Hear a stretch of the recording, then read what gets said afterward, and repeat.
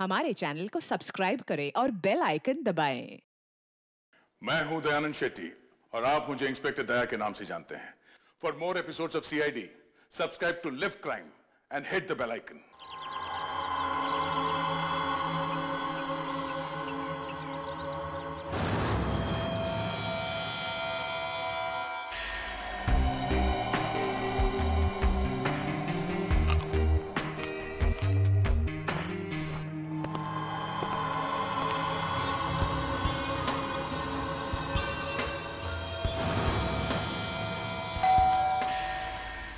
अरे ये इसको कौन आ गया? कहीं प्रिया तो नहीं?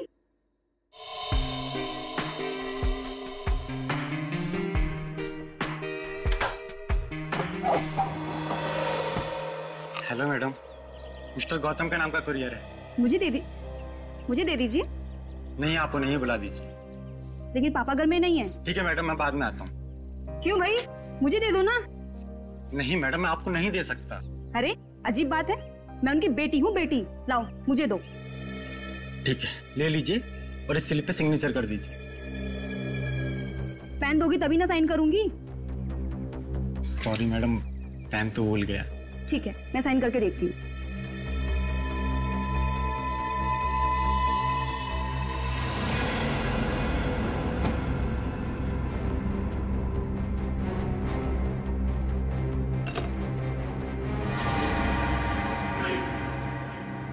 तुम यहाँ क्या कर रहे हो?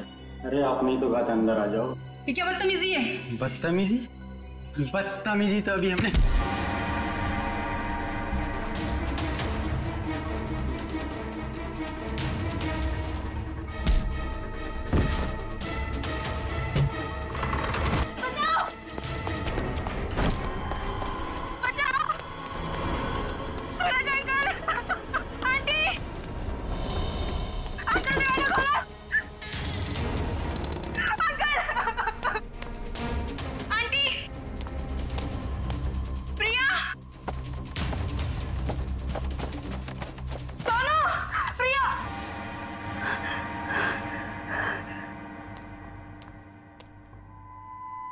सोनू,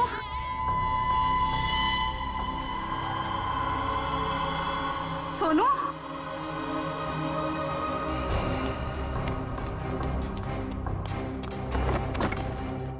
ये दरवाजा ही बंद है। सोनू कहाँ चला गया? सोनू,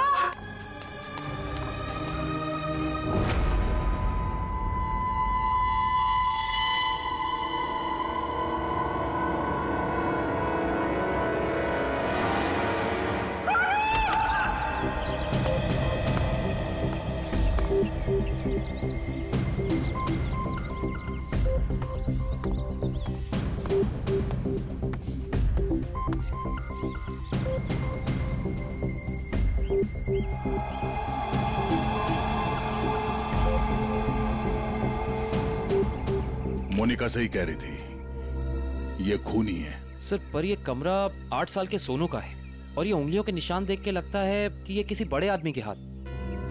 हाँ, कमरा किसी बच्चे का है। बच्चा कहाँ चला गया? पड़ोसियों से पूछते हैं। अच्छा, आप में से किसी ने सूरज को अपने परिवार के साथ कहीं जाते हुए देखा? नहीं साहब। सर, कल रात को सूरज और उसकी पत्नी रीना को घर से बाहर जाते हुए मैंने देखा था। कहाँ जा रहे थे वो? सर वो तो पता नहीं, लेकिन दोनों बच्चे घर में ही थे। बच्चे साथ में नहीं गए? नहीं सर, जब वो बाहर जा रहे थे तो दोनों बच्चे उन्हें खिड़की से बाय बाय कर रहे थे। सर, हाँ? सोनू और प्रिया के माँ बाप का फोन नहीं लग रहा है। एक काम करो, इन दोनों के कॉल डिटेल्स निकालो। सर, आपने कहा कि बच्चे घर में ही थे, मगर कमरे में तो बच्चे थे ही नहीं। मोनिका। जी सर। इस प्रिया का नंबर है ना तुम्हारे पास? जी सर। नंबर देना। 110458750।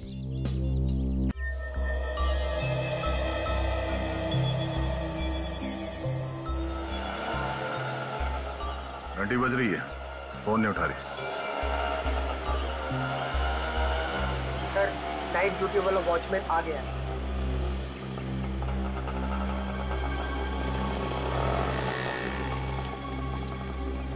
सलाम साहब। सलाम।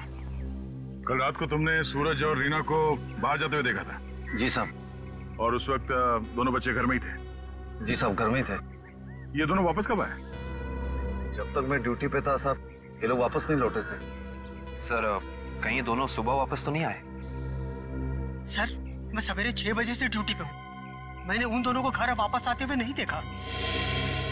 अच्छा, किसी और को देखा था सूरज के घर में जाते हुए? जी नहीं साहब। कोई सूरज के घर में नहीं गया, बच्चे घर से बाहर नहीं निकले, तो बच्चे गायब कैसे हो गए? साहब, कल रात को प्रिया मैडम बाहर निकली थी। कहाँ गई वो? करीब 11:30 बजे उस तरफ गई थी। इस तरफ? जी साहब। ठीक, थैंक यू सर। वो कुरियर वाला जिसने मोनिका से छेड़खानी की थी, वो पकड़ा गया। सर, सामने वो गेट है, कहीं प्रिया वहीं से तो नहीं निकल गई? नहीं सर, वो गेट रात को 10 बजे बंद हो जाता है। सर, प्रिया के मोबाइल का लोकेशन यहीं का दिखा रहा है, ये देखिए। मतलब प्रिया यहीं कहीं है?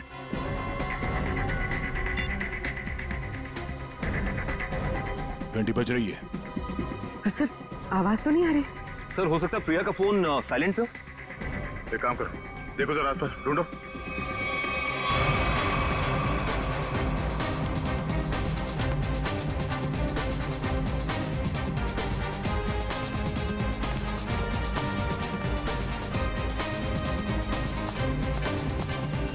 यहाँ तो कहीं फोन दिख नहीं रहा है। अगर फोन की रिंग सुनाई देती तो 1 सेकंड में ढूंढ लेता मैं। रिंग सुनाई देती तो कोई भी ढूंढ लेता। कहीं फोन किसी गाड़ी में तो नहीं है? जितनी गाड़ियां हैं उन सब की चाबियां चाहिए हमें। जल्दी गाड़ी चेक करनी है। लाइए, चाबियां दीजिए जल्दी प्लीज।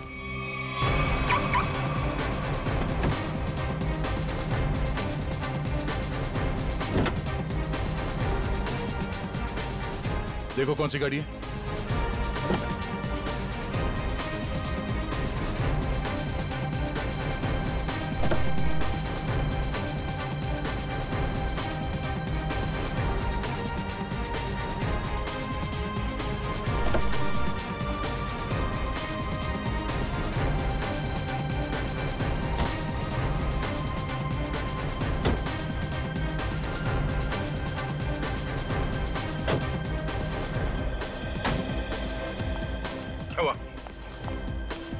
सर, सारी गाड़ियां साफ, कुछ भी नहीं।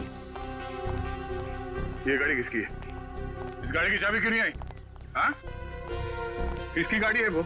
सर, ये चेतन की कार है। तो चेतन कहाँ है? चेतन को बुलाओ। मोहन जी, अपने भतीजे को बुलाइए ना। अरे चाबी लेने गया, बस अभी आता ही होगा। ये लो, आ गया। लाइए, चाबी दीजिए। बढ़िया चाबी लेने वाले हैं? हम कोई मुजरिम है क्या जो हमारे पे चेक करते जा रहे हो और हमारी कार की तलाशी भी लेना चाहते हो? मैडम, आपके सोसाइटी से 2 बच्चे गायब है, तलाशी तो लेनी होगी। तो हम क्या करें? हमने थोड़ी ना किया है कुछ जो हमारे पे शक कर रहे हो। तुम्हारी वजह से मेरे पकौड़े और जल गए हैं। अब तो मैं बिल्कुल नहीं देने वाली चाबी। कर लो जो करना है। पर माँ, सब लोग चाबी दे रहे हैं तो हमें भी देनी होगी। देखो, मना किया था ना, मना किया था ना चाबी देने को। Relax relax mom, relax.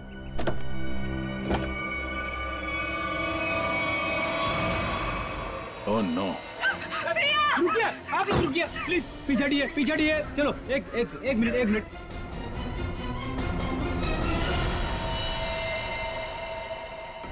सब मर चुके। इसी के दुपट्टे से गला घोट के मारा इसे।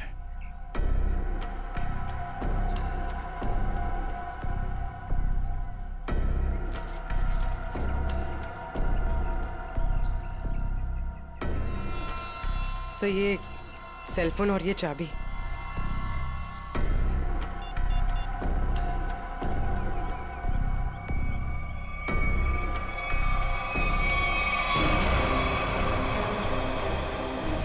चेतन, यहाँ। चेतन, क्या? छोड़ दो इसे। क्यों मारा भैया? बोल, क्यों मारा उसे? सर मैंने नहीं मारा सर। सर, नहीं किया इसने। जरूर किसी दुश्मन का काम होगा, ये नहीं कर सकता सर। ये देखिए मैम, 11:15 बजे आपके बेटे चेतन ने प्रिया को फोन करके बुलाया, फिर उसे मार के उसकी लाश को अपनी गाड़ी के डिक्की में छुपा दिया। हाँ? ये तो छोटे से कॉकरोच को भी नहीं मार सकता और किसी का खून करना तो बहुत दूर की बात है। सर, हम पर दया करो सर। आपका नाम तो दया है ना? दया करो, आपके छोटे भाई जैसा है। मुजरिम किसी का भाई नहीं होता। रेडी? क्यों ले जाओ उसे? चलो चल। सर मेरा यकीन कीजिए सर, मैं कल रात प्रिया से मिला तो जरूर था, लेकिन सर मैंने उसे मारा नहीं है सर, मैंने उसे नहीं मारा। कल रात 11:30 बजे मिले थे तुम मुझसे, क्यों मिले थे? सर क्यों मिले थे? सर मैं अक्सर उसे फोन करके परेशान किया करता था। अच्छा। और सर कल रात भी मैंने उसे फोन किया और सर वो गुस्से में आकर सर वो मेरे घर आ गई। फिर? और सर उसने मुझे आकर बहुत चिल्लाया और सर धमकी देने लगी कि अगर मैंने उसे आइंदा फोन किया तो सर वो मेरी माँ से शिकायत करेगी। ऐसा काम करोगे तो होगा ही ना ये। फिर क्या हुआ? सर मैं उसे समझा बुझाकर बाहर ले आया और सर फिर वो अपने घर चली गई। झूठ बोल रहे हो तुम, झूठ बोल रहे हो। वो वापस नहीं गई, तुमने मार डाला उसे गला दबा के और उसकी लाश को ठिकाने लगाने के लिए डिक्की में रख दिया। लेकिन सुबह हंगामा हो गया और हम लोग आ गए और तुम पकड़े गए, समझे? नहीं सर, मैं प्यार करता था सर उससे। सर मैं क्यों मारूंगा उसे सर, क्यों मारूंगा उसे सर, क्यों? चेतन, ओ चेतन! अरे माँ की ममता से बड़ी कोई चीज होती है क्या जो मेरी आंखों के सामने मेरे बच्चे को उठा लाए? चेतन! अरे रुको रुको रुको, ममता वाली माता रुको, ऐसे धड़धड़ाते हुए कहाँ जा रही है? चुप रहो जी, माँ की ममता के आगे पहाड़ नहीं टिक सकता। तुम लोग क्या चीजों? चेतन मेरा बच्चा, चेतन क्या हाल है? देख 2 घंटे में तेरी क्या हालत हो गई है, सूख गया है मेरा बच्चा। ठीक तो है ना तू? नहीं माँ, मैं बिल्कुल ठीक हूँ। चुप कर। हाँ ठीक है तू? क्या हालत कर दी है तुम लोगों ने मेरे बच्चे की? तुम लोग क्या समझो माँ के दिल की तकलीफ को? ये तो माँ ही है जो बच्चे की शक्ल देख के उसके दिल की हालत जान लेती है। मुझे पता है तू 2 घंटे से भूखा है। अरे नहीं माँ, मुझे बिल्कुल भूख नहीं है। मैं अपने हाथ से खाना बनाकर लाई और तू कह रहा तुझे भूख नहीं है? जल्दी खा पकोड़ा। देख कम लोगों को नसीब होता है माँ के हाथ का खाना, समझ आई ना? चावल खाएगा? चावल भी लाई हूँ। नहीं माँ बस। ठीक है, जब भूख लगे ना दोबारा खा लेना। अच्छा खाना पीना हो गया तो काम की बात करें। और पूछो जी जो पूछना है। खा तो मेरा बेटा रहा था, मैं थोड़ी ना खा रही थी। आपके बेटे की कार की डिक्की में लाश मिली है, लाश, समझिए आप। और लॉक के साथ कोई छेड़खानी नहीं की गई है। इसका मतलब उसे ओरिजिनल चाबी से खोला गया है। और जैसा कि अभी आपके बेटे ने बताया कि कार की चाबी इसके अलावा और किसी के पास नहीं होती थी। और अगर किसी और ने खोला है तो उसने डुप्लीकेट चाबी का इस्तेमाल किया है। और दूसरी चाबी तो मेरे पास है जी, घर में रखी है कबर्ड में। क्या? आपके पास है डुप्लीकेट चाबी? और क्या? रेडी?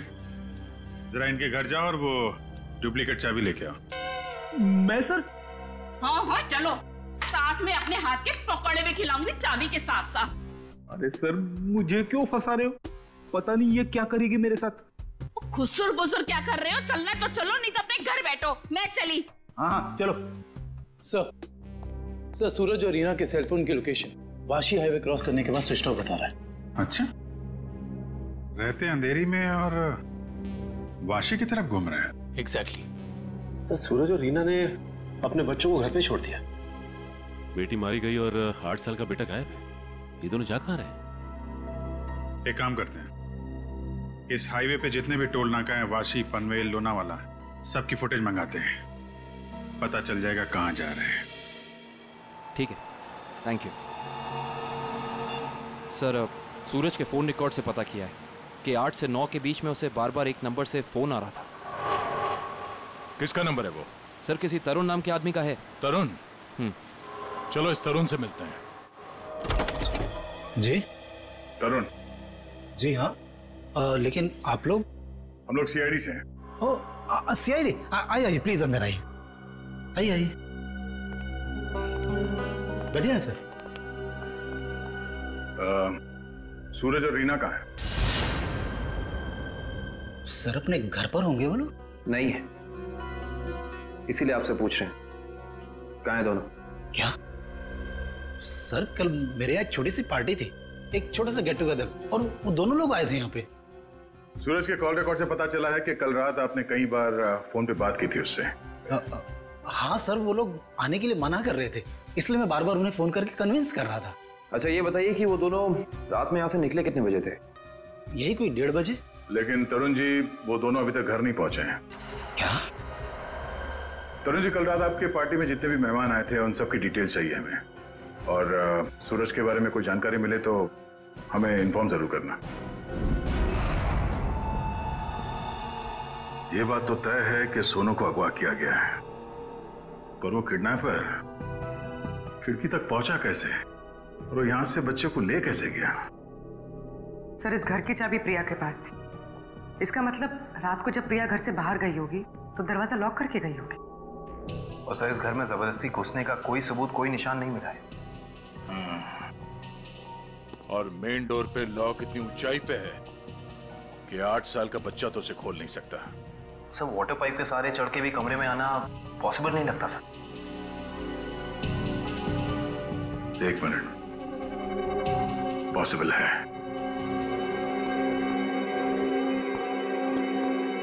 ये देखो, जब से सीढ़ी को देखा है मेरे दिमाग की घंटी बज रही थी। इतने बड़े घर में इस तरह की सीढ़ी क्या कर रही है?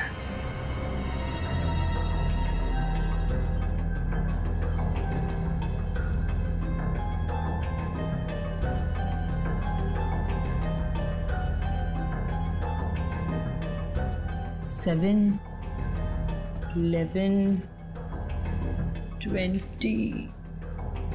23,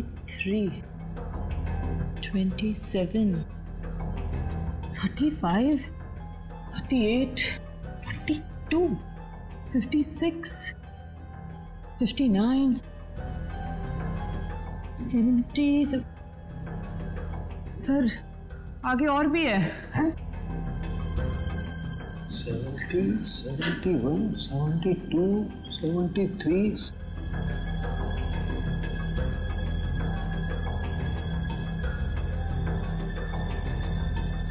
इतने सारे खूनी? सर, ऐसे कैसे हो सकता है? पनवेल चेकनाका क्रॉस किया है इन लोगों ने। जा कहाँ रहे हैं? अजीब माँ बाप है सर, अपने बच्चों की फिक्र ही नहीं। पनवेल के आगे अगला चेकनाका लोनावाला। दुष्यंत को फोन करो, लोनावाला की फुटेज मंगाओ जरा। आइए।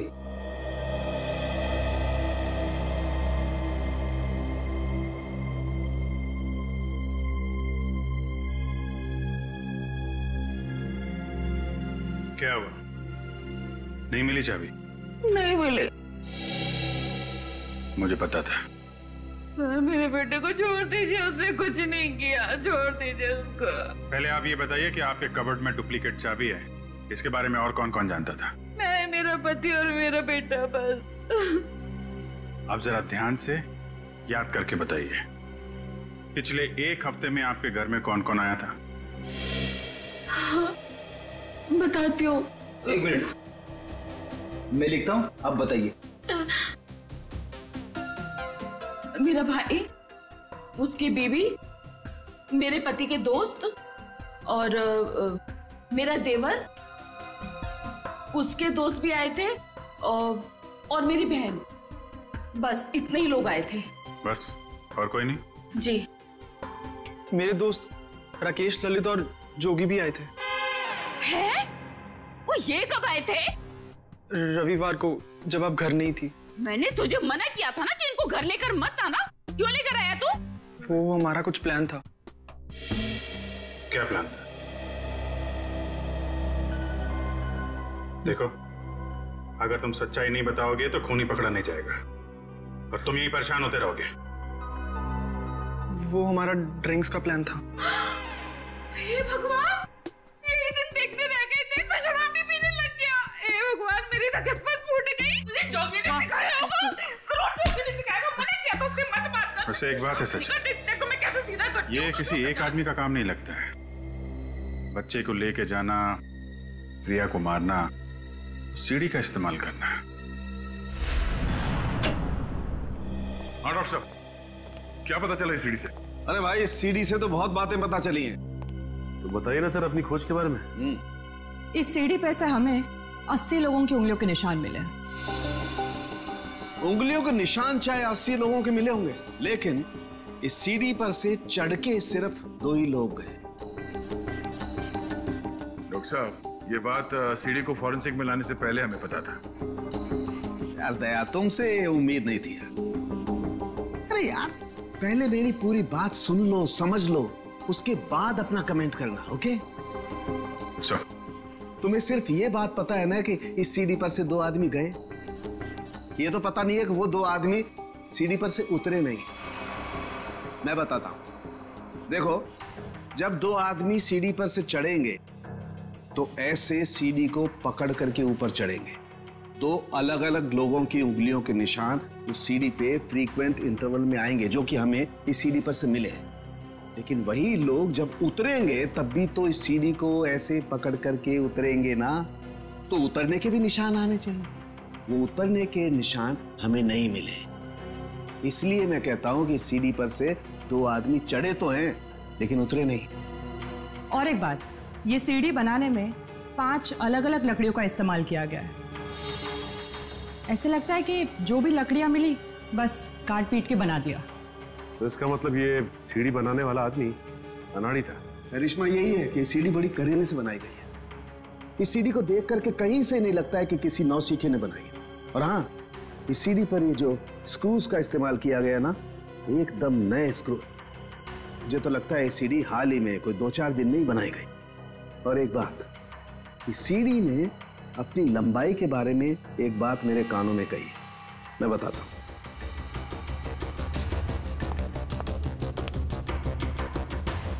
इस सीढ़ी की लंबाई खास है 11 foot 7 inch. Exactly 11 foot 7 inch. भाई जब कोई सीढ़ी बनाएगा तो 8 फीट की बनाएगा, 10 फीट की बनाएगा, 12 फीट की बनाएगा, लेकिन 11 फुट 7 इंच नाप तोल के क्यों? ये सीढ़ी तो इस खिड़की के माप का है। तो मतलब इसे खास तौर से सोनू के घर के लिए बनाया गया? पर अब भी सवाल वही है, ये सीढ़ी सोनू के घर पहुंची कैसे? अब जरा इन फोटोज को गौर से देखो, शायद कुछ याद आ जाए।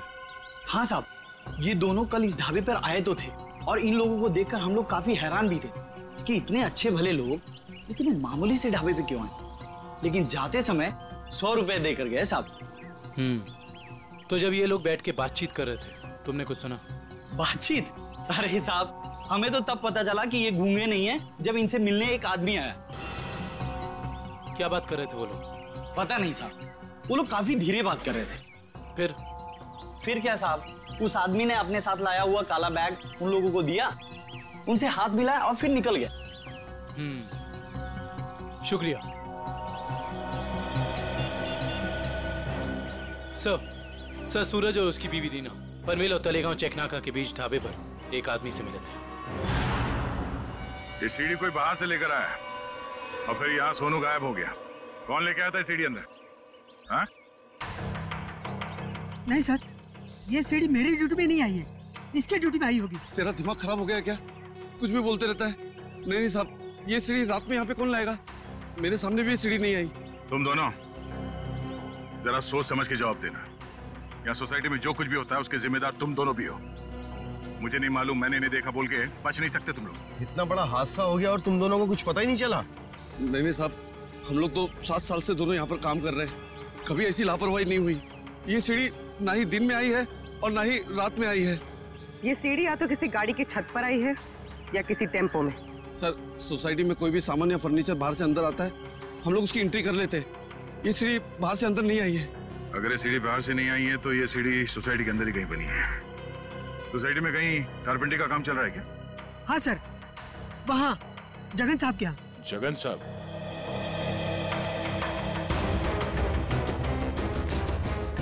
अरे अरे ये क्या कर रहे हैं? ये सीढ़ी यहाँ क्यों रखी है भाई? ठीक है, ऐसे ही 20 सीढ़ियाँ बनवानी है। अरे तो आप मेरे यहाँ क्यों आए? किसी बढ़ई की दुकान पे जाइए। अब देखिए, सीढ़ी आप ही ने बनवाई है, हमें हूबहू ऐसी बनवानी है। शायद आपको अंदाजा होगा, और ऐसी सीढ़ी बनवाने के लिए हम आपको मुंह मांगी कीमत देंगे। आप पैसे की बात कर रहे हैं? लेकिन मैंने ये सीढ़ी बनवाई नहीं। और रही बात इस सीढ़ी की, तो मुझे ऐसा कुछ इसमें खास नहीं लग रहा है कि कोई और कारीगर इसे बना ही नहीं सकता। देखिए जगन जी, ये हाथ हाथ के हुनर की बात है। अब जो काम आपका हाथ कर सकता है वो शायद मेरा हाथ नहीं कर सकता है? और जो मेरा हाथ कर सकता है वो तो मैं आपकी बात समझ रहा हूँ, लेकिन आप ये बात मुझे क्यों कह रहे हैं? हमें हर तीसरे महीने में ऐसी सीढ़ियां चाहिए, करीब 20, तो सोचा कॉन्ट्रैक्ट दे देते हैं। चलो कोई नहीं, थैंक यू। साहब मैं बता सकता हूँ ये किसके हाथ का काम है। अच्छा, लेकिन साहब ये तो बताइए, एक सीढ़ी का कितना दोगे? अब आप ही बता दीजिए।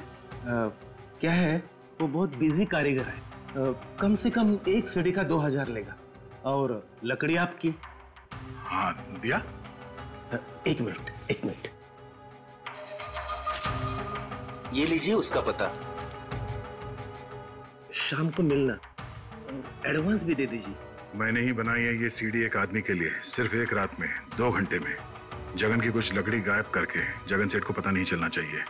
अब शाम को अकेले में मिलिए और एडवांस दे दीजिए, काम शुरू कर दूंगा। एडवांस चाहिए? चलेगा।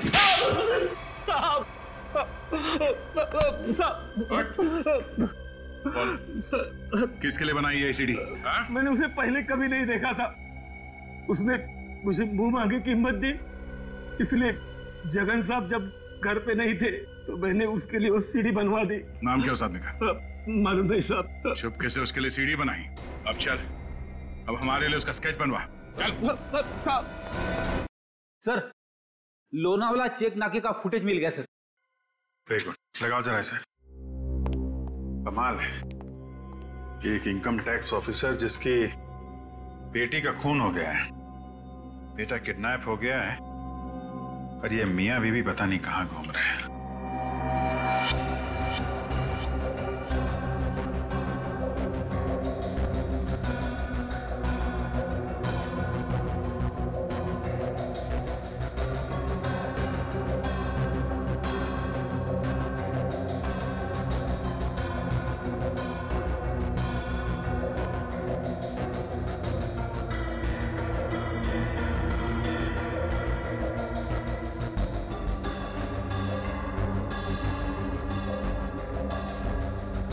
देर हो गई है, सूरज की कार लोनावाला तो नहीं पहुंची है।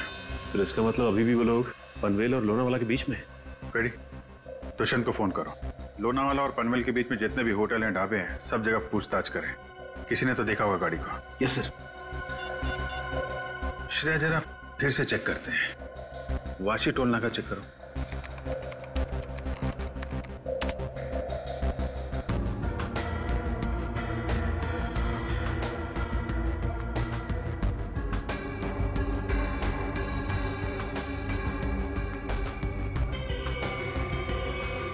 ये आई गाड़ी 2:40 को वाशी से निकली है। पनवेल का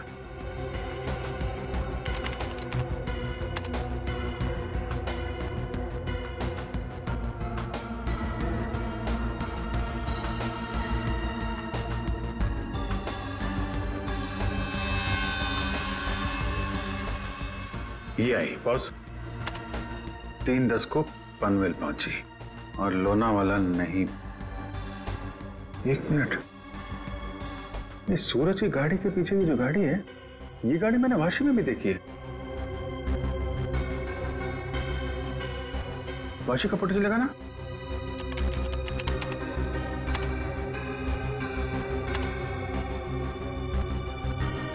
ये देखो,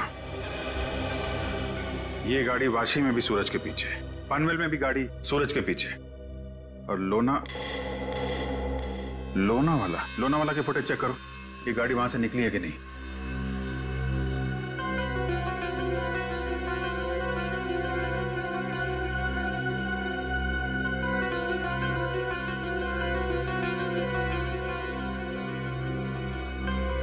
नहीं, ये गाड़ी भी लोनावाला से नहीं निकली है। सर ये कोई संयोग भी तो हो सकता है। ऐसा लगता नहीं है। एक गाड़ी सूरज की गाड़ी के पीछे वाशी में भी थी, पनवेल में भी थी, लोनावाला से ना उसकी गाड़ी निकली है ना इसकी। इसका तो एक ही मतलब है, दोनों ड्राइवर एक दूसरे को जानते हैं, चाहे दोस्ती की वजह से या दुश्मनी की वजह से। इसका मतलब कोई इस गाड़ी का पीछा कर रहा है। करेक्ट। जरा इस ड्राइवर का चेहरा देखने की कोशिश करते हैं।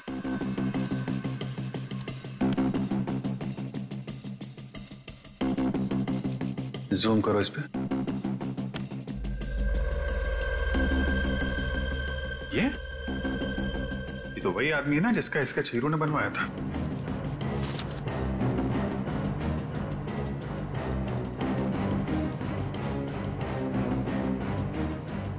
करेक्ट।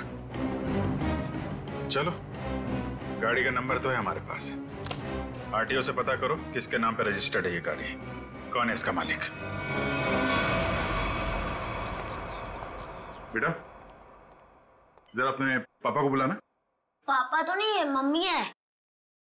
ठीक है, मम्मी को बुलाओ।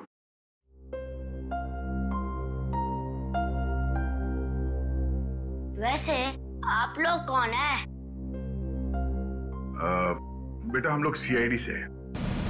सीआईडी? क्या सीआईडी? क्या हुआ इसके पापा को? बेटा, आप अंदर जाओ।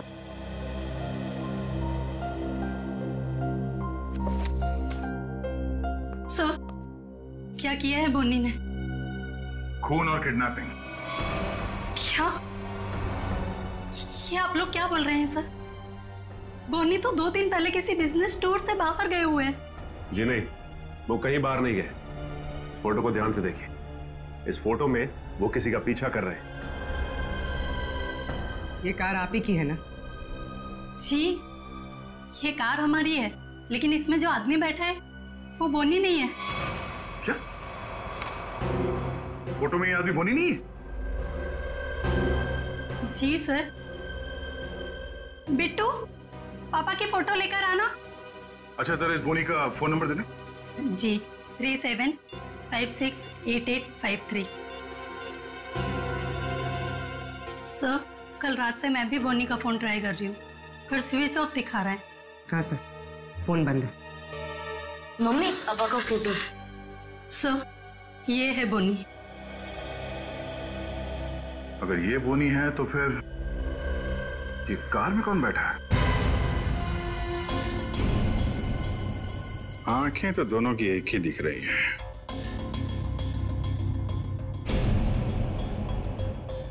फिर ये काम करो, या तो बोनी को दाढ़ी लगा दो या इसकी दाढ़ी हटा दो।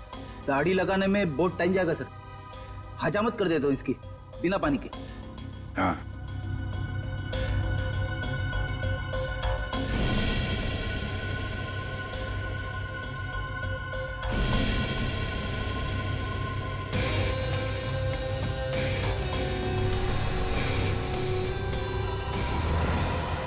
ये तो वही। अरे सर, हिम्मत तो देखो इसकी। चेतन की गाड़ी में प्रिया की लाश रख दी, ऊपर से दाढ़ी मूछ बढ़ा के घूम रहा है। जरा बुला के लाओ उन लोगों को। पहचानते हो कौन है ये दोनों आदमी?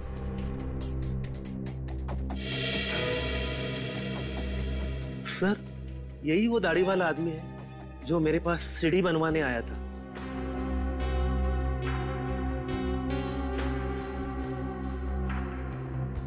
मगर ये बिना दाढ़ी वाले आदमी को मैं नहीं जानता। चेतन, तुम जानते हो? देखिए सर, मैं इन दोनों में से किसी को भी नहीं पहचानता। कविता जी, आप? कविता जी, आप चुप मत रहिए। आपके बेटे पे प्रिया के खून का इल्जाम है और आपका बयान शायद उसकी जिंदगी बचा ले। ये दोनों फोटो बोनी की है। बोनी? माँ, ये बोनी कौन है? तेरे चाचा का दोस्त। मना किया था तेरे पापा को कि इसको घर में लेके मत आया करो, गंदा आदमी है। बस आएगा जरूर हमें एक ना एक दिन। हुआ ना वही, बस आ दिया। मेरे घर में कोई सुने तब ना। ठीक है, रेडी? अब क्या करेंगे बताओ, क्या करेंगे किसी को जाके? सर, एक बात तो तय कि इन सबके पीछे बोनी है। बोनी तो है सचिन, लेकिन एक आदमी और है। हेलो, क्या सूरज भाग गया? कैसे? तुम बच्चे और रीना पर नजर रखो, मैं आ रहा हूं। ठीक है। मछली जाल में फंस गई सर, निकलने ही वाला है।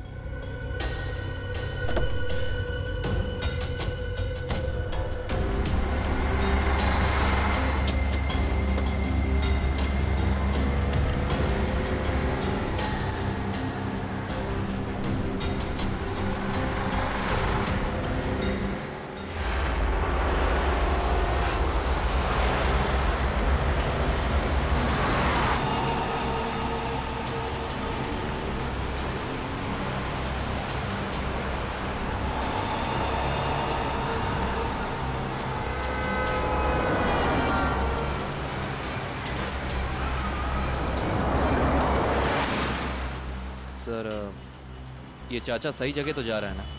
उसके पास कोई और चारा नहीं है।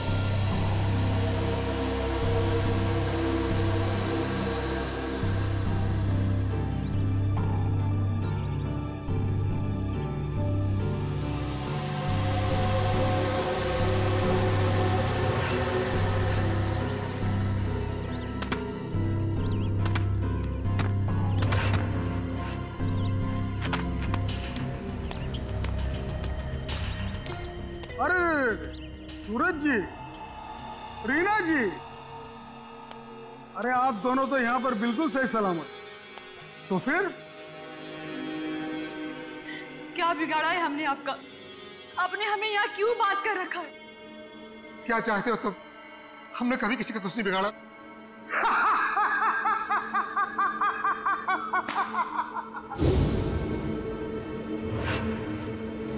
तकलीफ देने वालों को तकलीफ मिलनी चाहिए। अपना मुंह बंद करके चुपचाप खड़े रहो, वरना मुझसे बुरा कोई नहीं होगा, समझे? बोलिए।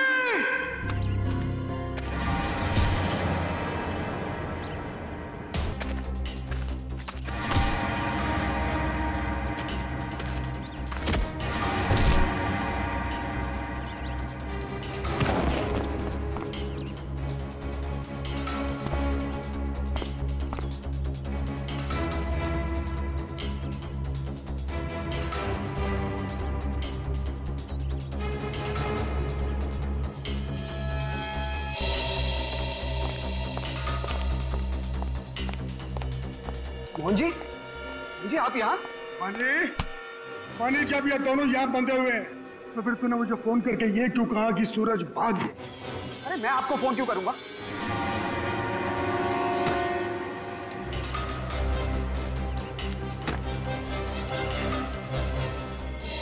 अगर तूने फोन नहीं किया तो फिर कौन था वो? फोन हमने किया था। हमने किया था फोन चाचा जी। सीआईडी?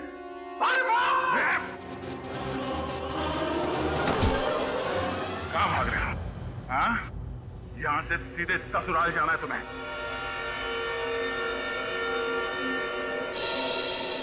कहाँ है मेरा बच्चा सोनू? छोड़ दो दया। शाबाश, शाबाश राजा, शाबाश। हाँ तो दया, अब बताओ किसकी रूह कांपे? सर मेरे बच्चे को बचा लीजिए, नहीं तो मेरे बच्चे को मार देंगे। सोच क्या रहे हो दया? हमें छोड़ दो और जाने दो, वरना बच्चों को फेंक देंगे। अरे बेटी तो पहले खो चुकी है, अब बेटा भी जाएगा। नहीं, सर इन्हें छोड़ दीजिए, मेरे बच्चे को बचा लीजिए सर।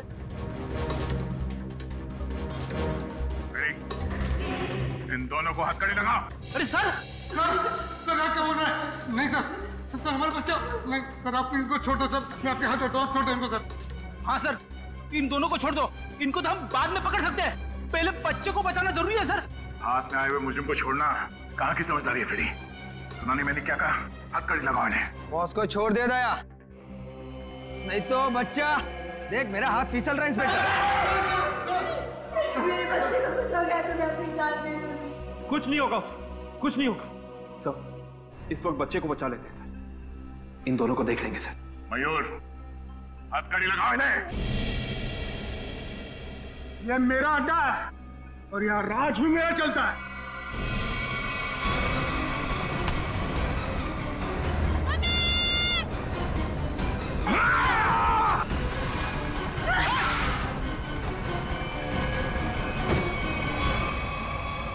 बेटा तुम ठीक हो? संभालिए से। चलो जल्दी जल्दी।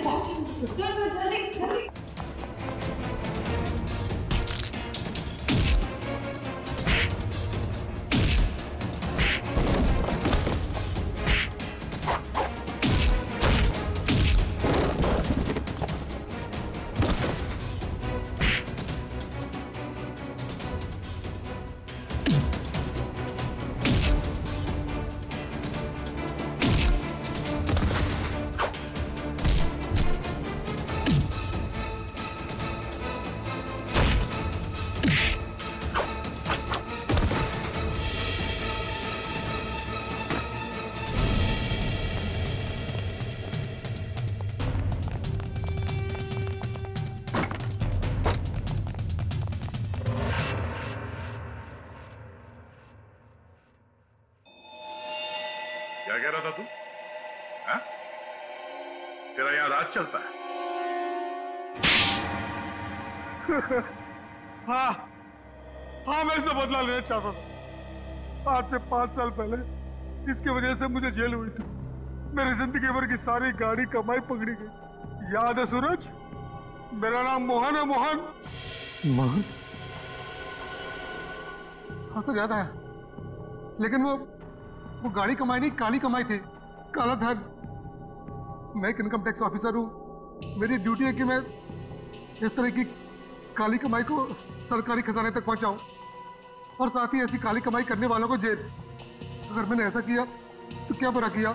और इस सब का बदला तुमने प्रिया का खून और सोनू को अगवा कर लिया। मैं इसे बर्बाद कर देना चाहता था।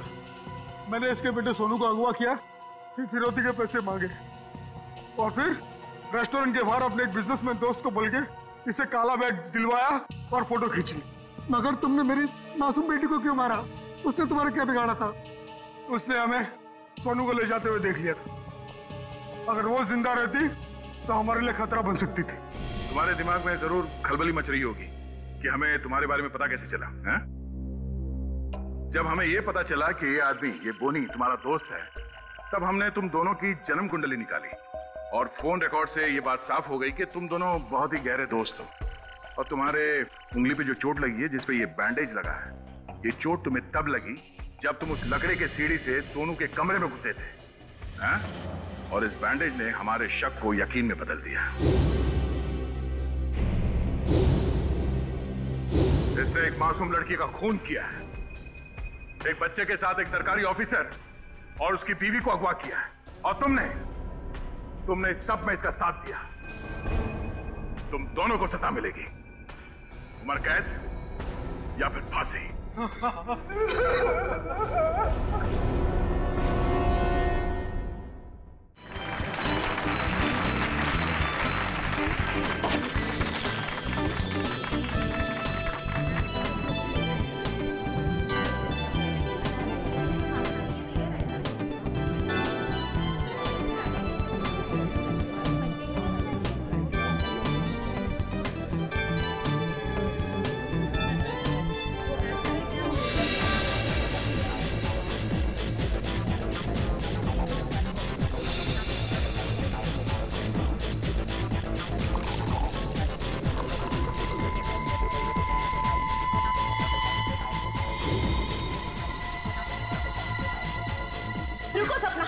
क्या कर रही हो तुम?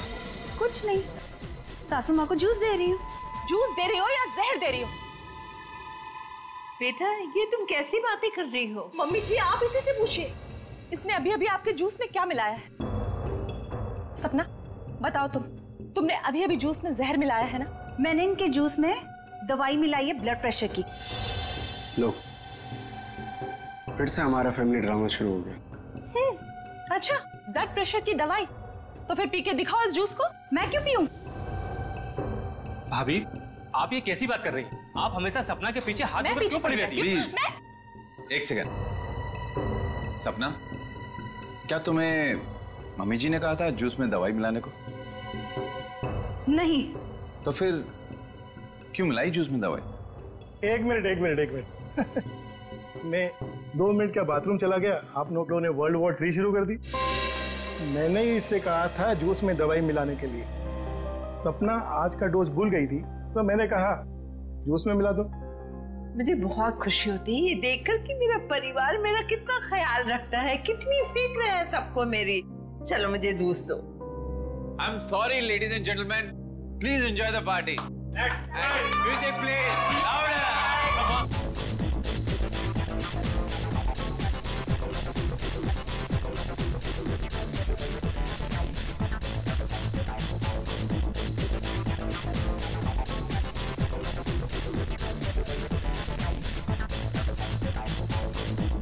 नमस्ते।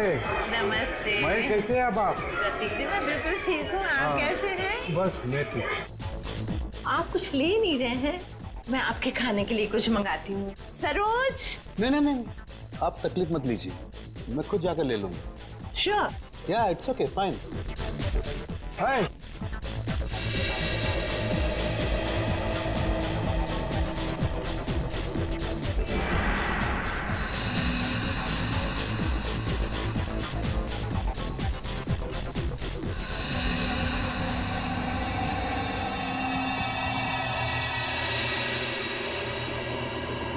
आनंद।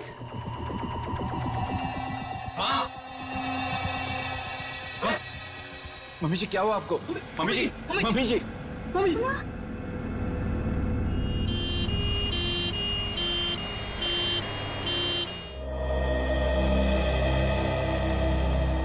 आइए सर, नमस्ते। मेरा ही नाम अहम है सर, मैंने आप लोगों को फोन किया था। अच्छा, अब कैसी है तुम्हारी मम्मी? डॉक्टर से इलाज कर रहे हैं सर, पता नहीं क्या होगा। घबराओ नहीं, सब ठीक हो जाएगा। जिस किसी ने मेरी माँ को मारने की कोशिश की है ना, उसको आप छोड़ना मत। एक बात बताओ अहम, क्या तुम्हें किसी पर शक है? मेरा मतलब है कौन कर सकता है ये तुम्हारी मम्मी के साथ? मुझे तो सभी पर शक है सर। अहम, कौन है ये लोग? CID। CID? पर किसने बुलाया इन्हें? मैंने बुलाया। क्यों? आप? जी मैं विकास, अहम का बड़ा भाई। क्योंकि आप में से किसी ने ही मम्मी की जान लेने की कोशिश की है। What nonsense! तुम अपने घर वालों पर शक कर रहे हो? आप घबरा क्यों रहे भैया? कहीं आपको ये तो डर नहीं कि सपना भाभी की पोल खुल जाएगी? सर, पार्टी में मैं बताता हूँ क्या हुआ।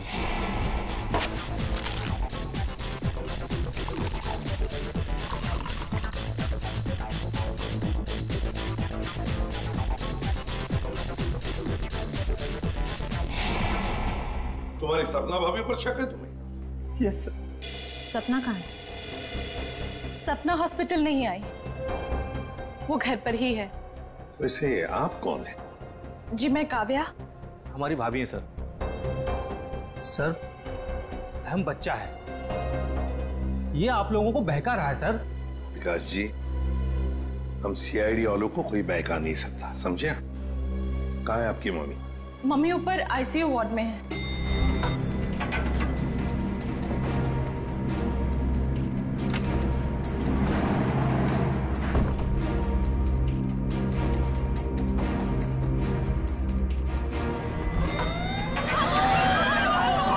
ठीक है, आग लगी है लगता है।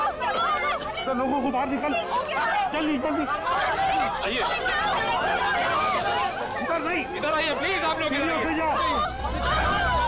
चलो चलिए फ्लोर का जल्दी आइए। नहीं नहीं आप लोग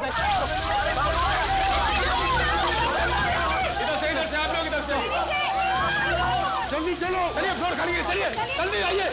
नहीं नहीं आप लोग सीधे से जाइए। संभाल के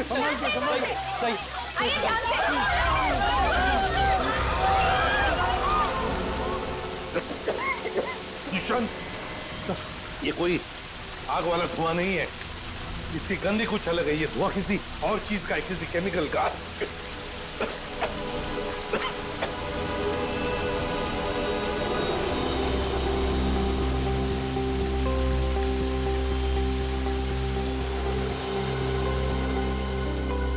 सर, आपका अंदाजा सही था।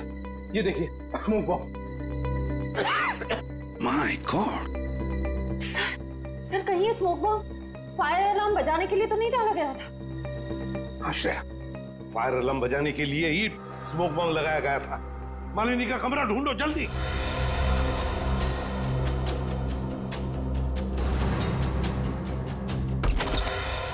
अरे पेट तो खाली है। ये मालिनी जी कहाँ चली गई होंगे? ऐसा लगता है मालिनी जी जान खतरे में। स्टाफ को बुलाओ हॉस्पिटल के वार्ड में से एक मरीज गायब होता है और किसे कुछ पता नहीं। वाह। हम भी क्या करते साहब, जब हॉस्पिटल में भगदड़ मची तो हम अपनी जान बचाने के लिए यहाँ से भाग गए। क्या तुम लोग जान बचाने के लिए भागे, मरीज को ऐसे ही छोड़कर? शर्म नहीं आई तुम्हें? सर ये अचानक कैसे हुआ पता भी नहीं चला। हम मालिनी जी के परिवार वालों को बताने ही वाले थे कि उनकी मौत हो गई है। पर क्या उनकी मौत हो चुकी है? जी सर, इसका मतलब किसी ने मालिनी जी की लाश को गायब किया है। और सर ये काम किसी हॉस्पिटल के बाहर वाले का नहीं हो सकता। सर आपसे एक रिक्वेस्ट है, ये बात आप अपने तक ही रखिएगा। अगर मीडिया वालों को मालूम पड़ा तो हमारी इज्जत और हॉस्पिटल की इज्जत मिट्टी में मिल जाएगी। सर चुप रहिए प्लीज सर, प्लीज चुप रहिए प्लीज। लाश गायब हुई है हॉस्पिटल से और आपको अपनी और इस हॉस्पिटल की इज्जत की पड़ी है। हाँ? एक बात ध्यान से सुन लो, तुम्हारे इस हॉस्पिटल का एक एक दरवाजा, एक एक खिड़की अभी इसी वक्त बंद चाहिए। मुझे एक चिड़िया तक बाहर नहीं जानी चाहिए, समझे? जी सर। सुना तुमने? गो इमीडिएट। दुष्यंत, हॉस्पिटल का कोना कोना छान मारो। कहीं तो छुपा के रखी होगी मालिनी की लाश को, कहीं तो। हाँ।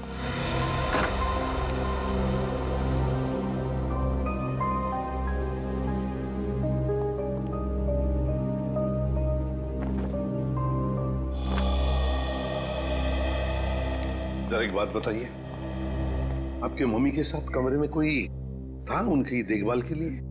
जी सर, मेरे पति आनंद वहीं पर थे। आप मम्मी के साथ थे? तो फिर ये सब हुआ कैसे?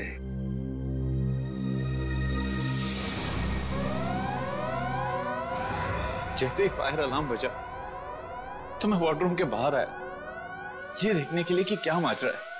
हर तरफ धुआं ही धुआं था। लोग पागलों की तरह यहां वहां भाग रहे थे। धक्का मुक्की में कुछ लोग मुझे मम्मी जी के वार्डरूम से बहुत दूर ले गए। जाकर भी मैं वार्डरूम तक नहीं पहुंच पा रहा था। किसी तरह जब मैं मम्मी जी के वार्डरूम में पहुंचा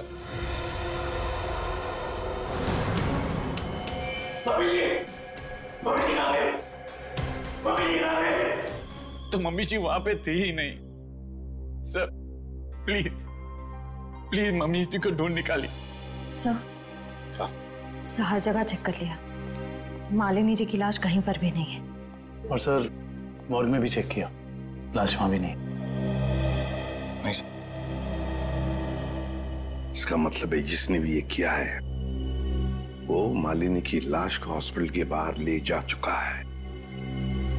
काम करते हैं, हॉस्पिटल के गेट पर जो सीसीटीवी कैमरा लगा हुआ है उसका फुटेज चेक करते हैं।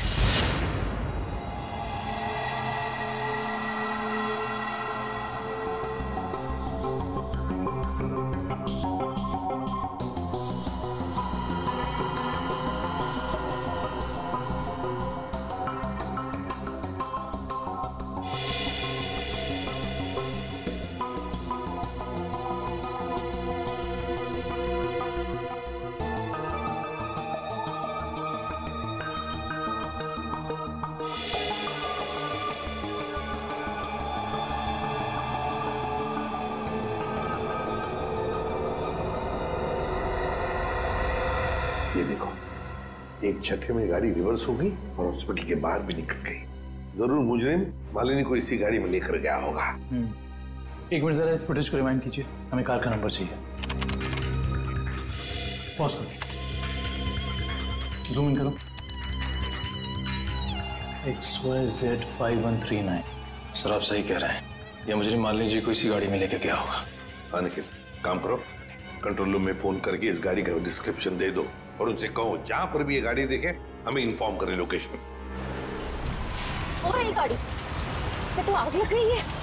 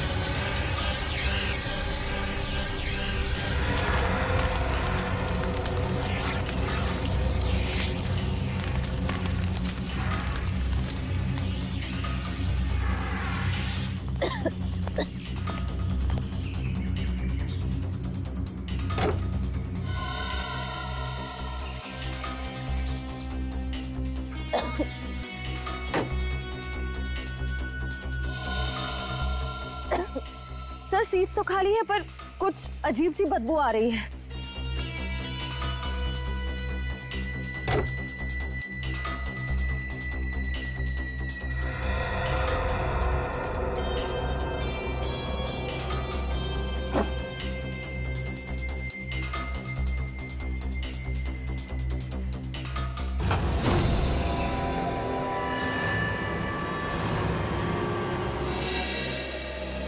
डॉक्टर साहब, कुछ नहीं ताजी? अरे क्या नहीं ताजी है? दया, लाशों से बात करना कोई आसान है क्या? और लाश भी जली हुई हो और मुश्किल हो जाती है ना। आप तो हमेशा कहते थे कि सालुंकी के लिए कोई काम मुश्किल नहीं है, वो तो नहीं दया, खूनी ये सोचता था कि लाश को जला देगा तो हमारा इन्वेस्टिगेशन शुरू होने से पहले ही अटक जाएगा, हमारी नैया बीच भंवर में अटक जाएगी। तो इस अटकी हुई नाव को बाहर निकालिए ना सर। हैं? आप कुछ ना कुछ रास्ता तो निकाल ही लेंगे आप। आपको पता है फ्रेडी आपके बारे में क्या बता रहा था? फ्रेडी क्या कह रहा था मेरे बारे में? नहीं ऐसा कुछ खास नहीं, वो कह रहा था कि डॉक्टर सालुंकी की उम्र हो गई। अब बहुत ज्ञान है आपको। हाँ देखो दया, जो लोग मेरे संन्यास लेने के बारे में सपने देख रहे हैं ना, उन्हें जाके बोल दो अपनी नींद से जाग जाए। मैं संन्यास नहीं लेने वाला हूँ ना, मैं तो इस केस को सॉल्व करने के बाद स्विट्जरलैंड जाने वाला हूँ। कहाँ जाने वाला हूँ? स्विट्जरलैंड। एग्जैक्टली। हम भी चलेंगे आपके साथ स्विट्जरलैंड, पर पहला कदम तो उठाइए इस केस को सुलझाने की ओर। पहला कदम तो उठ चुका है भाई। अच्छा ये देखो, ये देख लो, ये क्या? ये सर बॉडी जलने की वजह से हो गया है? जी नहीं, ये बॉडी को फिनाइल से धोने की वजह से हो गया। क्या? इस लाश को फिनाइल से धोया गया? हाँ, खूनी ने लाश को अस्पताल से गायब करने से पहले उसको फिनाइल से अच्छी तरह से धोया ताकि लाश का केमिकल कंपोजिशन ही बदल जाए। खूनी ने हर कदम इसी मकसद से रखा है ताकि हमारे रास्ते में ज्यादा से ज्यादा कठिनाइयां आ सके।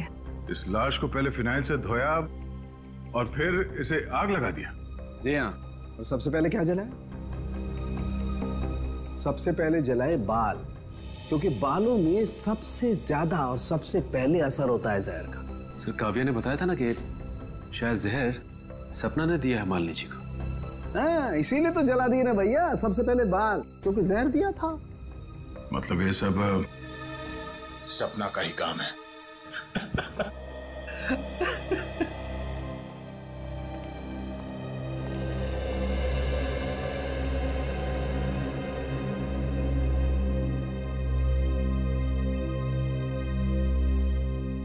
सर आप लोग कुछ पता चला माँ की मौत की वजह क्या थी? जी नहीं, मगर बहुत जल्द पता चल जाएगा। पता तो चल गया है ना सर, सपना ने ही जूस में जहर मिलाया था। बस कीजिए भाभी, इनफ। हर चीज की खाद होती है। डॉक्टर साहब आप बताइए ना इन्हें। देखिए, मैं इनका फैमिली डॉक्टर हूँ। सपना ने जूस में ब्लड प्रेशर की दवाई मिलाई थी, जो मैंने ही उसे कहा था। ओह, अच्छा। अच्छा, एक बात बताइए, क्या लगता है आप लोगों को कौन कर सकता है ये? कौन मार सकता है आपकी माता जी को? मैं कुछ कहना चाहूँ। आप? जी सर, ये हमारे परिवार के वकील हैं, मिस्टर संजीव।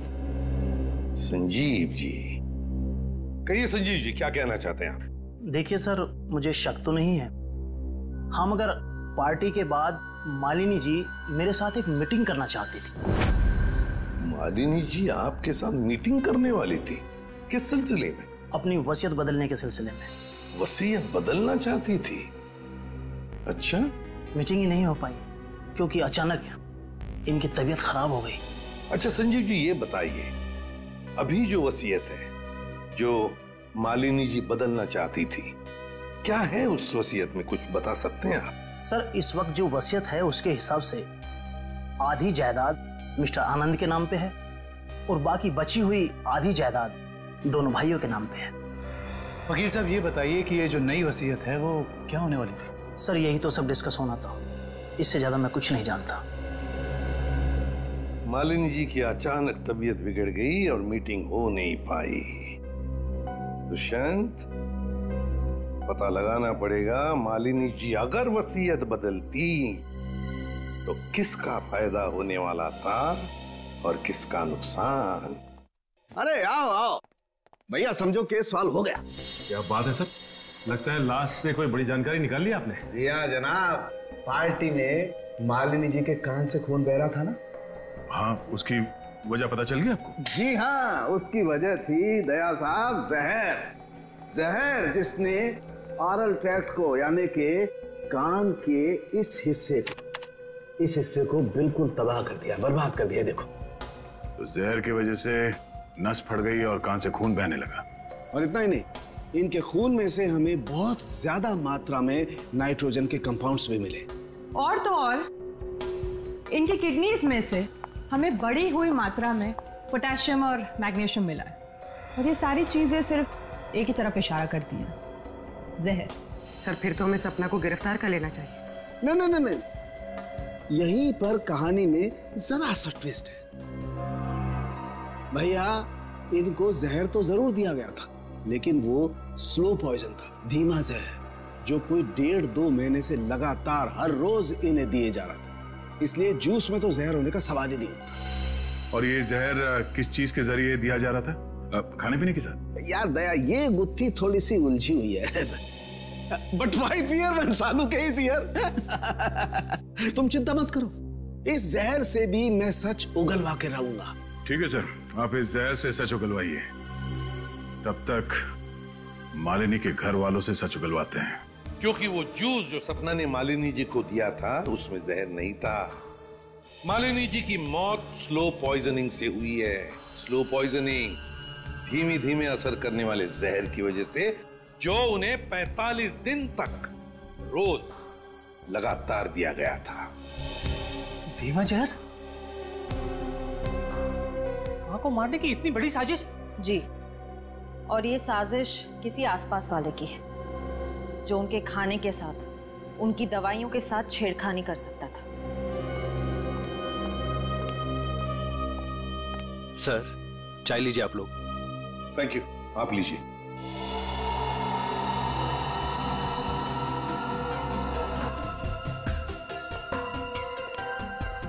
एक मिनट, मैं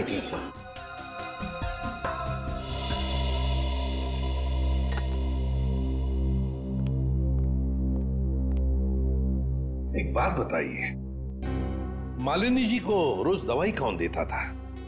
सर, उन्हें दवाइयाँ सपना ही दिया करती थी। अच्छा। हाँ, मैं ही उन्हें दवाइयाँ दिया करती थी, पर कभी कभार सासू माँ अपनी दवाइयाँ खुद लिया करती थी, कभी आयुर्वेदिक की तो कभी न्यूरोपैथिक की। तो सपना जी, आपके कहने का मतलब ये है कि जहर शायद मालिनी जी की खुद की ली हुई दवाओं में था?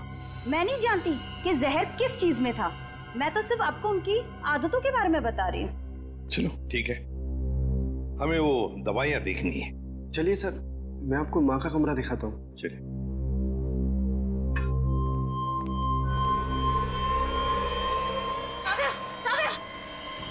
भाभी भाभी क्या हुआ आपको भाभी? सांस लेने में दिक्कत हो रही। सुरेश पानी लाओ। अरे पानी लाओ। दुष्यंत, लता इनकी तबीयत बिगड़ती जा रही है, जल्दी से एम्बुलेंस बुला लो और हॉस्पिटल ले जाओ इसे। श्रेया तुम भी जाओ साथ में।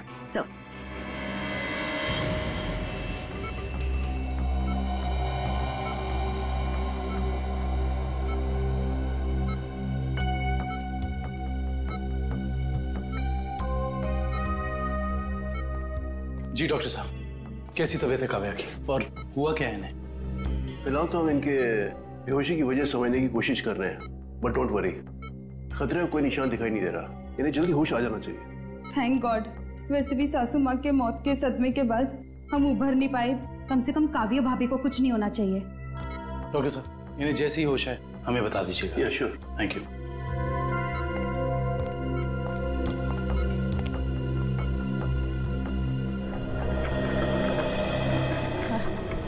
सर मुझे तो उस सपना पर शक हो रहा है। वहाँ पार्टी में काव्या के साथ झगड़ा कर रही थी और यहाँ इसे काव्या की इतनी परवाह हो रही है। और श्रेया होना उस चाय में खुश था जिसे पीते ही काव्या बेहोश हो गई। सर चाय तो मैंने भी पी थी। थैंक गॉड मुझे कुछ नहीं हुआ। Are you sure Pankaj? Sure मतलब सर? मतलब चक्कर वक्कर तो नहीं आ रहे ना तुम्हें? चक्कर नहीं सर, चक्कर नहीं आ रहे, मगर पेट में कुछ गड़बड़ लग रही है सर। पेट में गड़बड़ लग रही है, गर्मी हो रही है, कहीं से वो तो नहीं हो गया? पंकज, और अगर तुम्हें सीरियसली कुछ हो भी गया है तो हम हॉस्पिटल में ही है ना। कैसे? अजीब बात है, ये काव्या का पति आनंद अभी तक आया नहीं। पंकज, उसका नंबर ट्राई करो।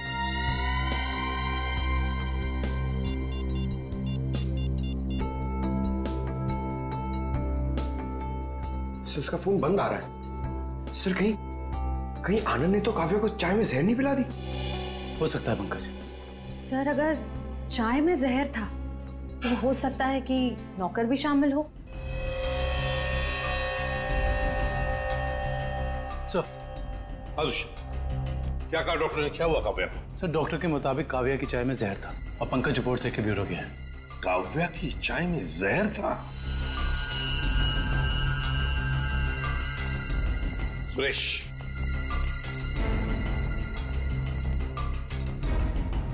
तो बताओ सुरेश, चाय में जहर कहां से आया? चाय में जहर कहां से आया? मैंने कहा था जहर डालने के लिए, ना मैंने डाला सर। सब पता चल जाएगा। एक बात बताओ, जब तुम चाय लेकर आए थे तो चाय कहीं पर रख दी थी और कुछ दूसरे काम के लिए गए थे? हाँ साहब, याद आया। मैं सुबह जब चाय लेकर आ रहा था तो आनंद साहब ने मुझे कुछ खाने के लिए लेकर आने को कहा। अरे सुरेश, सिर्फ चाय? कुछ नाश्ता भी ले जाओ। कल रात से किसी ने कुछ भी नहीं खाया। जाओ। जी साहब।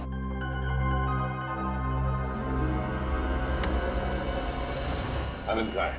सर ये अपने रूम में सो रहे हैं।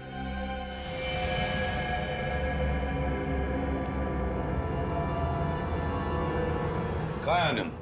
आनंद तो है ही नहीं कमरे में। पता नहीं सर, अभी तो भैया यहीं सो रहे थे। फोन करके बुलाओ।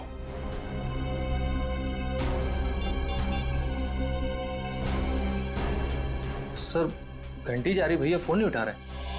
घंटी बज रही है पर भैया फोन नहीं उठा रहे हैं। सर जब सुरेश चाय लेके आया था सर बिस्किट तो था ही नहीं। और तो और सर जब चाय आई तो वहां पे आनंद भी नहीं था। तो आनंद को पता कैसे चला कि कौन सा कप किसके हिस्से में जाने वाला है? हाँ वाकई आनंद तो वहां था ही नहीं चाय पीने के लिए। जब ये सुरेश सबके लिए चाय लेकर आया था तो सारे के सारे चाय के कप एक जैसे ही थे। उसमें एक मग था, मग बड़ा सा, जो काव्या ने उठाया था। तो हो सकता है वो काव्या का खास मग हो जिसमें वो हर बार चाय या कॉफी पीती हो। हाँ सर। और ये बात आनंद को मालूम थी। हेलो एसपी साहब, मैं डॉक्टर सुमित। हाँ डॉक्टर सुमित बोलिए। एसीपी साहब आप जल्दी चले आइएगा, मुझे आपको कोई जरूरी बात बतानी है। क्या हुआ? डॉक्टर सुमित, ये काव्या तो ठीक है ना? हाँ वो ठीक है, मैं आपको फोन पे नहीं बता सकता, आप यहाँ जल्दी चले आइएगा। हेलो, लगता है बहुत बड़ी गड़बड़ हुई है हॉस्पिटल में। Let's go. लिस्ट बना के दोबारा से डिटेल मुझे दे देना, ठीक है? बाकी सब मैं देख लूंगी। डॉक्टर सुमित कहाँ मिलेंगे? सर उन्हें तो आईसीयू में भर्ती किया है। डॉक्टर सुमित को आईसीयू में भर्ती किया है? क्यों? सर एक बहुत बड़ा हादसा हो गया। डॉक्टर सुमित अपने कैबिन में खून में लथपथ मिले सर, और उनके सर पे बहुत गहरी चोट आई है। माय गॉड, क्या मिल सकते हैं उन्हें? फिलहाल तो नहीं सर, वो कोमा में है। होश में कब आएंगे नहीं पता। दुष्यंत, जरूर ये वही मुजरिम है जो ये सब कर रहा है। वो अभी भी हॉस्पिटल में ही है, पहले मालिनी के साथ और अब डॉक्टर सुमित के साथ। काव्या सर, कहीं उस मुजरिम का अगला निशाना काव्या तो नहीं? काव्या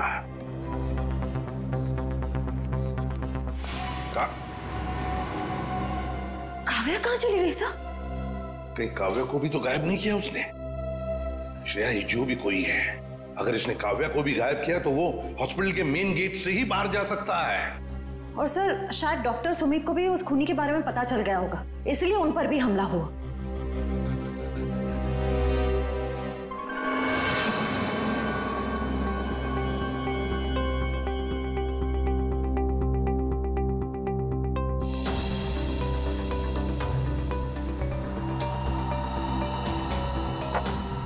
निखिल, तो शायद डॉक्टर सुमित यहाँ फोन पर बात कर रहे थे और फिर पीछे से कोई आया और जोर से उनके सर पर वार किया और वो यहाँ नीचे गिर गए। हाँ साहब, डॉक्टर साहब के सिर के पीछे चोट आई है। अच्छा, हादसे के बाद डॉक्टर सुमित के केबिन में कितने लोग आए थे? सब 4-5 जन आए थे उनको आईसीयू में ले जाने के लिए। सर आनंद का अभी तक कुछ पता नहीं चला है, कहीं इस सब के पीछे उसी का हाथ तो नहीं? ये आनंद ही कुछ गड़बड़ है, कुछ ना कुछ तो गड़बड़ जरूर है इस आनंद में। आइए सपना जी, आइए। कहाँ गई थी आप? वो मैं काव्या की रिपोर्ट्स लेने गई थी गैस्ट्रोलॉजिस्ट डिपार्टमेंट के पास। क्या हुआ? वहां से एक रिपोर्ट लाने में इतना वक्त? लाइन बहुत लंबी थी, मगर क्यों? क्या बात है? काव्या कहाँ है? काव्या गायब है, समझिए आप? क्या? सर ये ब्लड सैंपल्स तो ले लिए, लेकिन सर क्योंकि बाकी लोग डॉक्टर साहब के कैबिन के अंदर चले गए थे, इसलिए सारे जरूरी सबूत मिट गए। और यहाँ पे काव्या गायब है ना दुष्यंत? ये किसी एक आदमी का काम नहीं, ये जो भी कर रहा है ना उसका कोई साथी है। एक इनके परिवार में से कोई और दूसरा इस हॉस्पिटल में से कोई।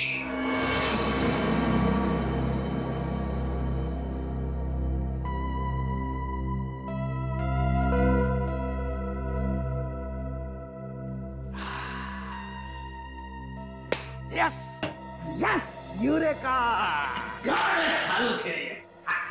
डॉक्टर साहब, क्या हुआ? ये फॉरेंसिक लैब में जश्न का माहौल? अरे हाँ भैया, जश्न का माहौल तो होगा ही।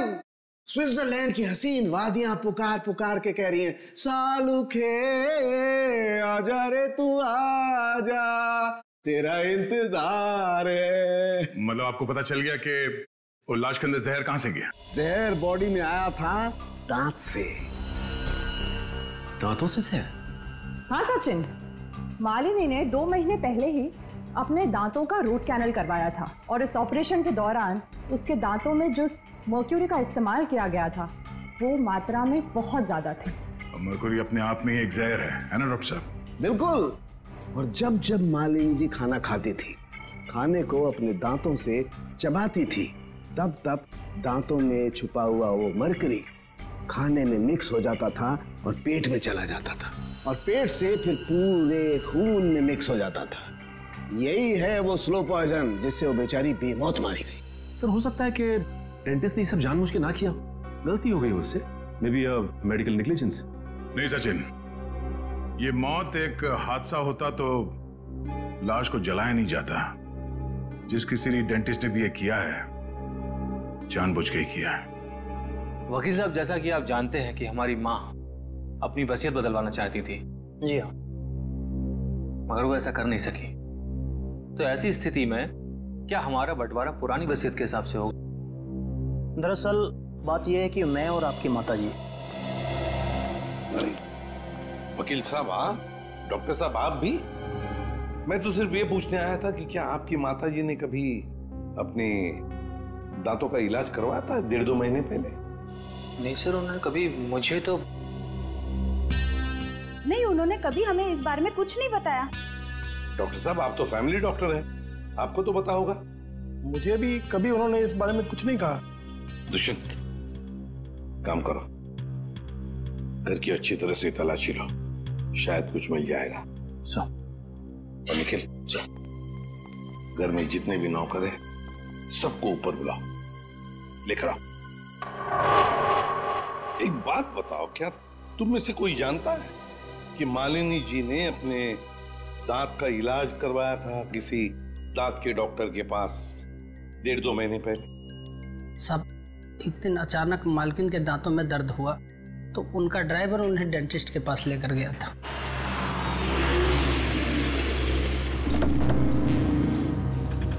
सर यहीं पे छोड़ा था हमने उन्हें। उसके बाद किधर गई वो तो मालूम नहीं मुझे।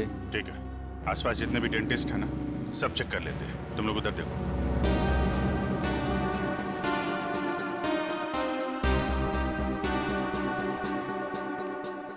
हम लोग सीआईडी से। क्या ये कभी आपके यहाँ इलाज कराने आई थी?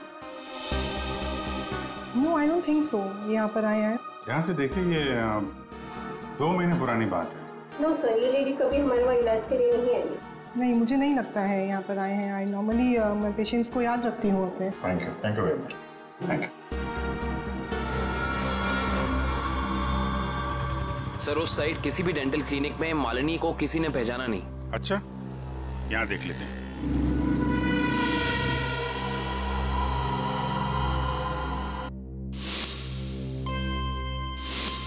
सीआईडी वाले आ गए।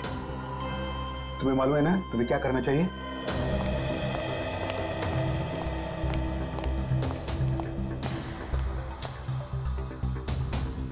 Excuse me. जी कहिए। हमें डॉक्टर से मिलना है। जी कहिए, मैं डॉक्टर कल्पना हूँ। आपके पास अपॉइंटमेंट है? डॉक्टर, हम सीआईडी से। इन्हें पहचानती हैं आप? इन्हें कभी देखा नहीं है। कौन है ये?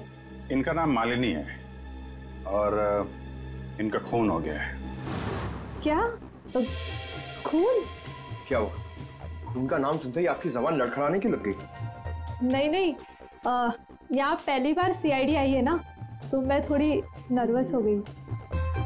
कोई बात नहीं, आप परेशान मत होइए। Thank you very much.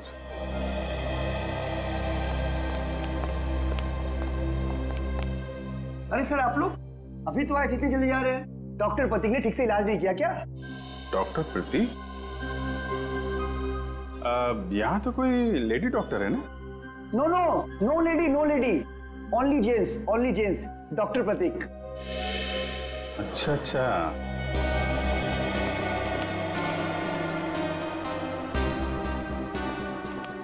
अरे सर, आप लोग फिर से आ गए? अरे वो क्या हुआ कि इनके दांत में दर्द होने लगा अचानक, तो वो जरा डॉक्टर से मिलना था। क्या नाम है उनका? डॉक्टर कल्पना। हाँ जी, 1 मिनट। हेलो।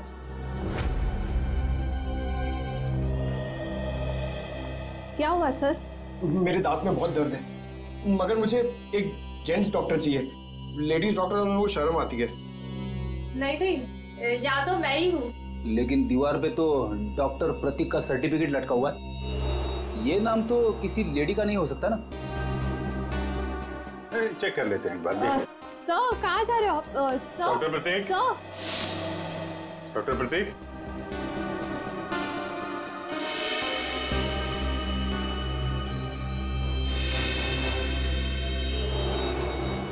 अरे डॉक्टर साहब क्या कर रहे हैं?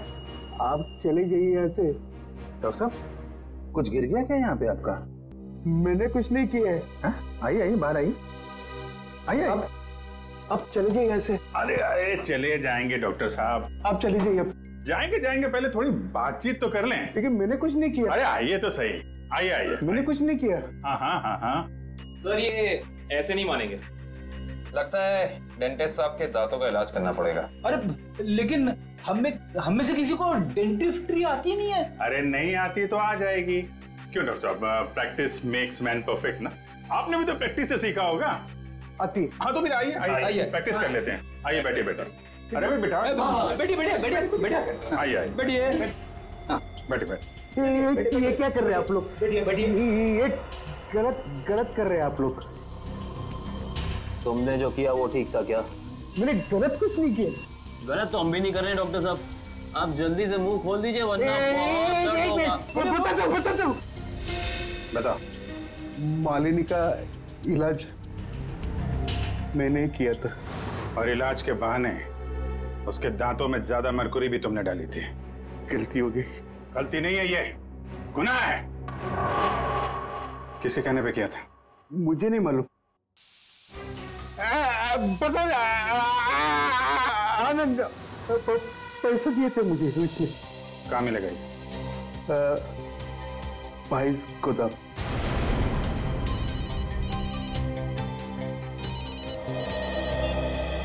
हाँ डॉक्टर सालुंके,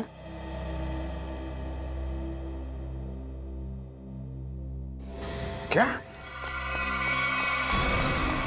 आनंद रुक जाओ, आनंद गोली चल जाएगी।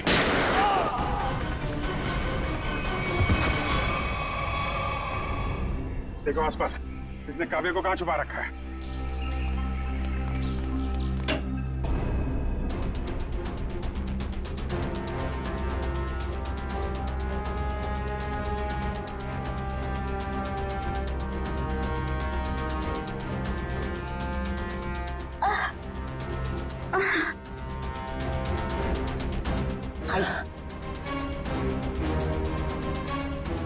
चलो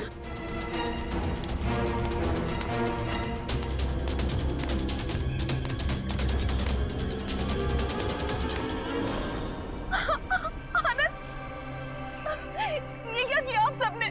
मेरे पति को मार डाला। आनंद उठो। सर, इनके प्यार को तो देखकर ऐसा लगता है कि अगर इन्हें ऑप्शन दिया जाए कि ये मर जाए और इनका हस्बैंड जिंदा हो जाए तो वो ऑप्शन जरूर ले लेंगी। क्यों नहीं सर, ये तो एक भारतीय नारी का फर्ज है ना। पर अफसोस मेरे पति खुद ही मुझे जिंदा नहीं देखना चाहते थे। ये तो भगवान का शुक्र है कि मेरी चाय में जहर थोड़ा कम था, वरना आज आपको यहाँ मेरी लाश मिलती। अभिजीत, काव्या की चाय में जो दवाई के ट्रेसेस मिले हैं उससे किसी की जान नहीं जा सकती। एक मिनट, आपको कैसे पता चला कि आपकी चाय में जहर कम था? वो सर, अभी आप ही ने तो कहा। अरे हमने कब कहा? हाँ याद आया, आनंद ने बताया था। हाँ? आनंद कैसे बताएगा? आनंद बेचारा तो खुद ये बात नहीं जानता था। ये बात जानती थी तो सिर्फ एक औरत, और वो औरत तुम हो काव्या। आनंद, तुम जिंदा हो। मेरे साथ इतना बड़ा धोखा। क्या करें, लोहे को लोहा काटता है, उसी तरह धोखेबाज का एक ही इलाज है, धोखा। जब डॉक्टर प्रतीक ने हमें बताया कि आनंद 22 गोदाम में मिलेगा,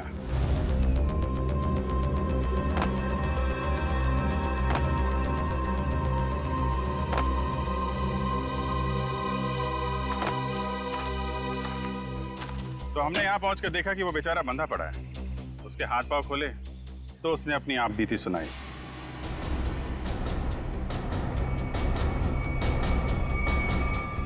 किसने किया ये सब? है ये सब मेरी देवी काव्या ने किया है सर। कहीं कहीं छुपी हुई है।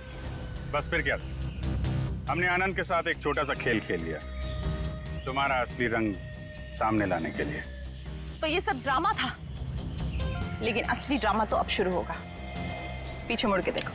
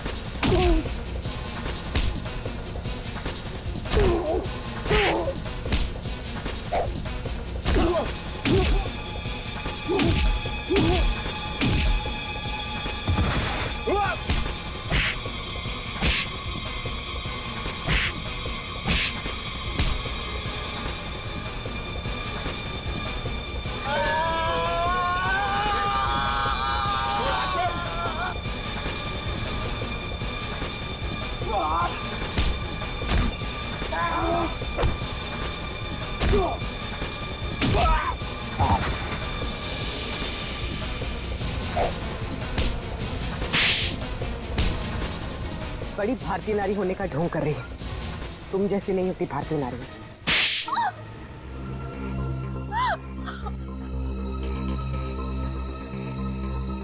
सासू माँ ने आधी जायदाद आनंद के नाम कर दी थी और आनंद अपने भाइयों से बहुत प्यार करता था, तो वो अपनी जायदाद का हिस्सा भी अपने भाइयों को देना चाहता था। और ये बात आपको बहुत खटकती थी, क्यों? मुझे पता था सर, मुझे पता था कि वो सासू माँ पे दबाव डालेगा वसीयत बदलने के लिए। इसलिए तुमने उन्हें डॉक्टर प्रतीक के पास भेजा, उनकी दांत की तकलीफ का फायदा उठाकर, ताकि इससे पहले कि वो अपनी वसीयत बदले उनकी मौत हो जाए। हाँ सर, और मैंने प्रतीक से कहा अगर वो पकड़ा जाए तो मेरा नहीं आनंद का नाम ले, ताकि आपके सास यानी मालिनी जी के खून के जुर्म में आनंद यानी आपका पति फंस जाए, जिससे 25 करोड़ की आधी जायदाद आपकी हो जाए। हॉस्पिटल में डॉक्टर सुमित तुम्हारी सच्चाई जान गए थे, इसलिए उन पे भी हमला किया तुमने। मैं क्या करती सर, उसने मुझे फोन पे बात करते हुए सुन लिया था। अब बारी है खेल के दूसरे पड़ाव की, जिसमें हम दुनिया को ये दिखाएंगे कि मेरे पति परमेश्वर यानी कि मिस्टर आनंद कुमार ने अपनी ही पत्नी को अगवा कर लिया। तो डॉक्टर सुमित को कोमा में पहुंचा दिया, अपने पति की किडनैपिंग की और मालिनी जी का खून कर दिया। दौलत की भूख मिटाने के लिए इतने सारे जुर्म किए तुमने, लेकिन सजा सिर्फ एक ही मिलेगी, फांसी।